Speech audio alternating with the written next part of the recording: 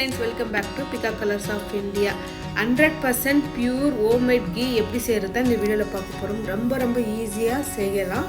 வாங்க வீடியோக்குள்ள போகலாம். வீடியோக்குள்ள போறதுக்கு முன்னாடி நம்ம சேனல் சப்ஸ்கிரைப் பண்ணுங்க பக்கத்துல பெல் ஐகானை பிரஸ் பண்ணுங்க. அப்பதான் நான் போற நோட்டிஃபிகேஷன் வரும். 1 லிட்டருக்கு நந்தினி பால் தான் எடுத்துக்கிறேன். நல்லா பாயில் பண்ணிட்டு நல்லா ஆற வச்சிடுங்க.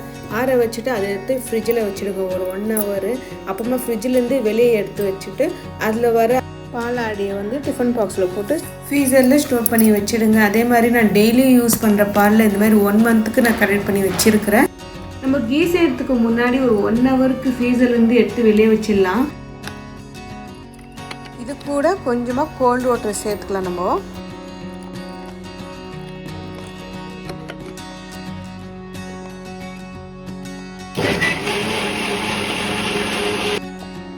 இன்னும் நம்மளுக்கு ரெடி ஆகலை. இன்னும் கொஞ்சம் கோல்டு வாட்டர் சேர்த்து ஹை ஸ்பீடில் வச்சுட்டு நம்ம பார்க்கலாம்.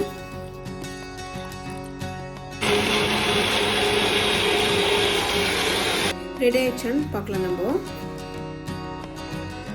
இப்போ சூப்பராக பட்டர் ரெடி ஆயிடுச்சு நம்மளுக்கு.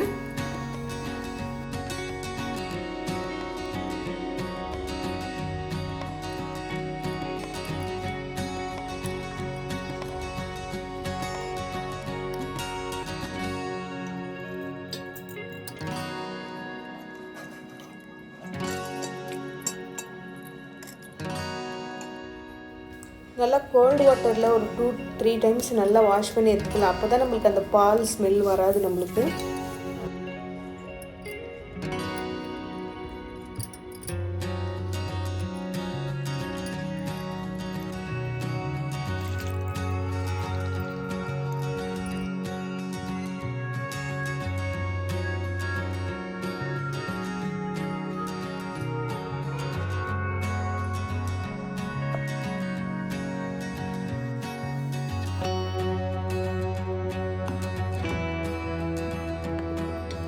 இப்போ நம்ம கேஸ் லோ ஃப்ளேமில் வச்சுக்கலாம்.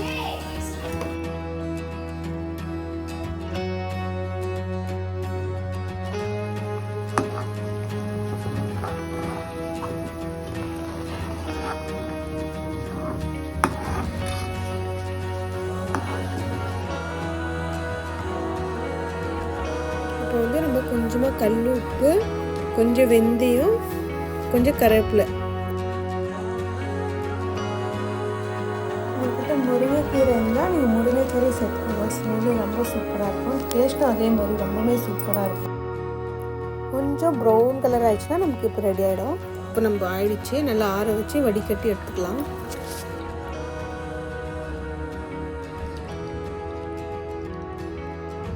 ஓகே ஃப்ரெண்ட்ஸ், நீங்களும் வீட்டில் ட்ரை பண்ணி பாருங்கள். எப்படி இருந்துச்சுன்னு எனக்கு கமெண்ட் பண்ணி சொல்லுங்கள். இந்த சேனலை சப்ஸ்கிரைப் பண்ணுங்கள், சப்ஸ்கிரைப் பண்ணிடுங்க, லைக் பண்ணுங்கள், ஷேர் பண்ணுங்கள். Thank you for watching.